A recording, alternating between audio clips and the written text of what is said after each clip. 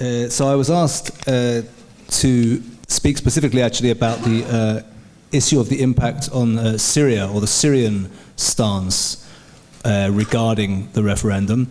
So that's what I'm going to focus on in my brief talk. Just to let you know that, yeah, I have, as Ephraim Kaush mentioned, I've worked quite a bit as a journalist in Kurdistan over the last 10 years or so, and I was there actually at the time of the referendum and left a day before the airport closed on September 29th. So if people would like in the questions and answers to ask more about that and so on, of course I'll be happy to try to speak about that more. With regard, however, to the issue of the impact on Syria, or the Syrian response to the referendum, of course we have to, when thinking about Syria, remember that Syria is divided into a number of different factors, and what I want to try to do is consider briefly the response and stance of each of these regarding the issue of the Iraqi Kurdish referendum.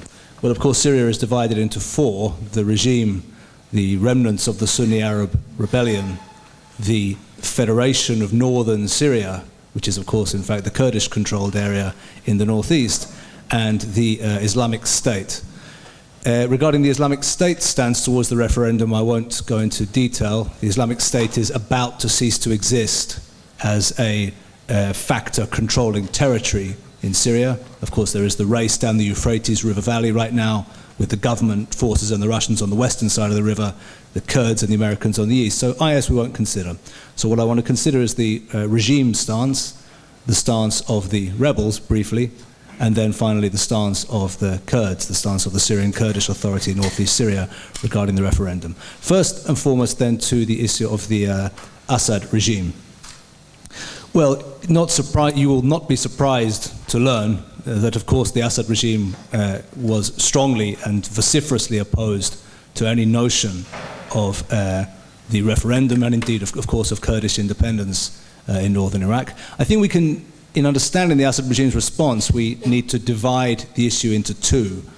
The first is the close practical relationship of cooperation which has emerged in the course of the last 6 years of civil war in Syria between, first of all, the Iraqi government of Nouri al-Maliki, and since then the government, since 2014, of Prime Minister Abadi. As we are all aware, the key problem facing the Assad regime in its war against the rebellion was that of manpower, namely the lack of loyal manpower, and as is well documented and known, it was the Iranian, first and foremost, mobilization of client militia groups intervening into the Syrian space, which perhaps more than any other single factor saved the day or filled that gap for Assad. Not a few of those militias which came into the Syrian fighting space, so to speak, from 2012 onwards, were Iraqi militias. Some of them have already been mentioned here in the previous talk. Harakat Nujaba, of course, also Kataib Hezbollah have been in there, and many other Iraqi militias. So there's a debt to be paid of practical cooperation and, in a certain sense, of membership of a similar broad regional alliance, that of Iran's friends, between the Assad regime and the Iraqi government, such that, of course, any notion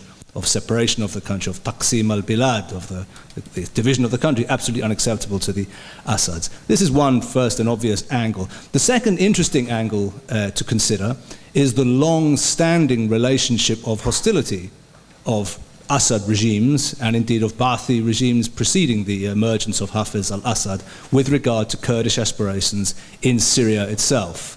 That is to say, it's not surprising to anybody here to recall, the very, very draconian responses going all the way back to the very early 1960s of Ba'athi regimes in Syria regarding Kurdish separatist aspirations. And we remember the act in 1962 of the simple withdrawal of citizenship from, I think, around 150,000 Syrian Kurds at that time. And these statuses then of native-born Syrian Kurds who did not have citizenship, famously the two different statuses, the ajanib, the foreigners, and then an even more repressed populace, maktumi'in, the hidden ones.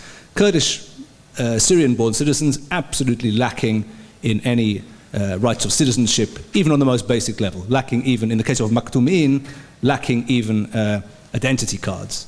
and in the case of the Ajanib, lacking passports, rights, and the right to travel. And we remember in 1970, Hafez Assad's decision to create the Arab belt of Arab settlement along the Syrian-Turkish border, with the interesting result for those of us who've worked in Syrian Kurdistan, as I have also quite a bit over recent years, that one comes across again and again towns that have two names, Malkiya, which is also Dirik, and so on and so forth, Ras al-Ain, which is also Serekaniya, Ain al-Arab, which is also Kobani, and so on and so forth. The traditional response then of Assad regime, for ideological as well as practical reasons, the absolute suppression of Kurdish separatism in the Syrian context, reflecting also its stance on Iraq. And lastly, the regime's position, of course, being, well, if the Iraqi Kurds were to become independent, this might give other people ideas. Bashar Assad, famously in recent days, describing these Kurdish cantons in northeast Syria as temporary structures. And I have a quote here from none other than, no lesser figure than Walid Muallim, the Syrian foreign minister, who predictably says, this is quoting in Sana, the official regime news agency, a week ago, "We in Syria recognize a united Iraq and reject any procedure that leads to the fragmentation of Iraq. This step is rejected, we do not recognize it, and yesterday I informed the Iraqi foreign minister of this stance." One of his aides, a man called Ayman Susan, was quoted in Al-Watan the following day, yet more bluntly expressing himself, "The referendum is a product of American policies that aim to fragment the region's countries and create conflict between its parts." So this is the traditional good old language of Syrian and Iraqi Baathism translated into the current context. Thus far with regard to the regime. Remember, however, that in practical terms, the Assad regime's opposition to the referendum is of relatively limited impact because, of course, the regime currently does not control any of the areas bordering Iraqi Kurdistan. They control areas now close to the border with Iraq, but these areas are still further to the south. The borders of Iraqi Kurdistan with Syria are entirely controlled by the Syrian Kurdish authorities. So the regime is to some degree, geographically at least, isolated from this area. Secondly, with regard to the rebels.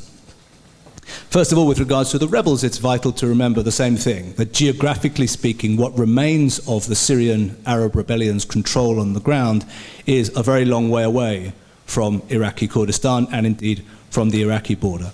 The Syrian rebellion remains strong in essentially in two areas of Syria. One is in northwest Syria in Idlib province, the other is in southwest Syria in Quneitra and Dara provinces adjoining the borders of Israel and Jordan. The rebellion is a long, long way away from Iraqi Kurdistan. There is one remaining area or stronghold of the rebellion close to the Iraqi border, the American-supported base in Al-Tanif, but this is much further south, facing Anbar province, southern Anbar province, not facing the Kurdish area. So the rebels are not relevant so much to the discussion. But to conclude with regard to their stance, again, no surprise. Taqsim al-Bilad, the issue of division of the homeland, is something which they have been absolutely opposed to with regard to Syria since the beginning. It reflects the very great suspicion the Syrian rebels had from the very start regarding the independent Kurdish organization in the northeast of Syria, and this stance reflects itself also with regard to any notion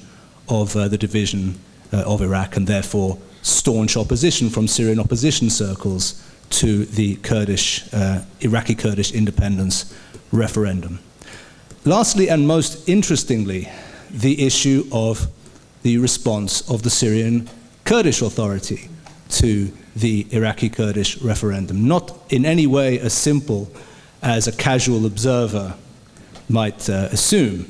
A casual observer would assume, in the casual observer's naivete, that a neighboring Kurdish national authority ought to be entirely behind a sister authority approaching the possibility of sovereignty.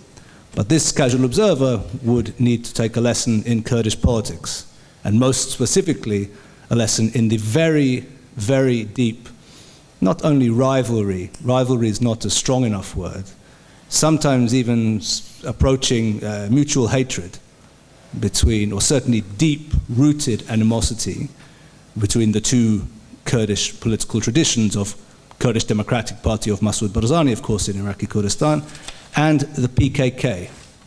And I say PKK and not PYD because it is important to understand that the Syrian Kurdish Authority, as created in northeast Syria, is the product and creation of the PKK tradition in Kurdish politics, not of a separate Syrian trend.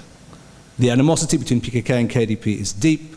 There has been correspondingly a deep suspicion and skepticism towards the ability of the Barzanis to deliver successful move towards independence coming from those PKK circles. Corresponding to that also, of course, from this PKK ideology, interestingly, is the hostility towards the notion of ethnic national self-determination.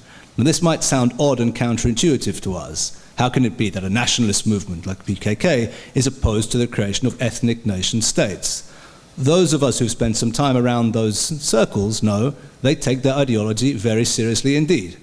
And from their point of view, from the point of view of this PKK ideology, the idea of separatism, ethnic national states and so on is something which they are critical of. They're particularly keen politically now to be critical of it, because of course the Syrian Kurdish entity in Syrian Kurdistan is in a process of expecting to soon have to begin a negotiation for its future with the Syrian regime on the basis of federalism and the attempt to preserve some kind of autonomy within regime-dominated Syria. So the last thing they want is to be coming out for separatism and creation of states. Therefore, at least what I have observed as a close observer, I think, of these circles, is a distinct gap between the public stance and what you can hear privately from those circles. Publicly, the leadership of the Rojava of Syrian Kurdistan, Federation of Northern Syria, were supportive,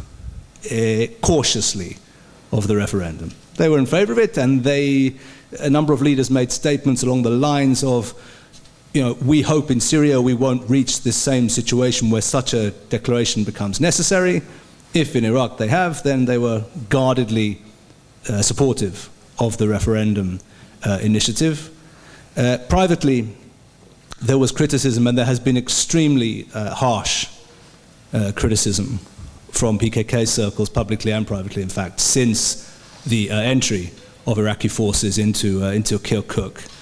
The criticism has focused on what they see as the very poor preparation of the Barzanis, the non-serious preparation of the Barzanis for what might have happened after the referendum in a number of areas.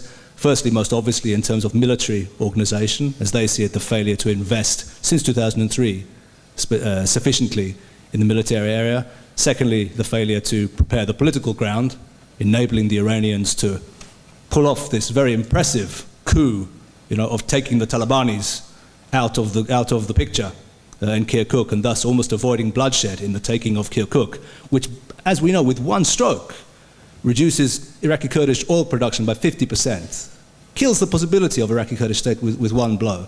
The failure to prepare politically, and thirdly, criticism from the PKK people with regard to the economic issue, the enormous debt of around $20 billion of KRG, the corruption, the failure to pay salaries to public sector workers, and therefore the notion that is this an entity ready for statehood?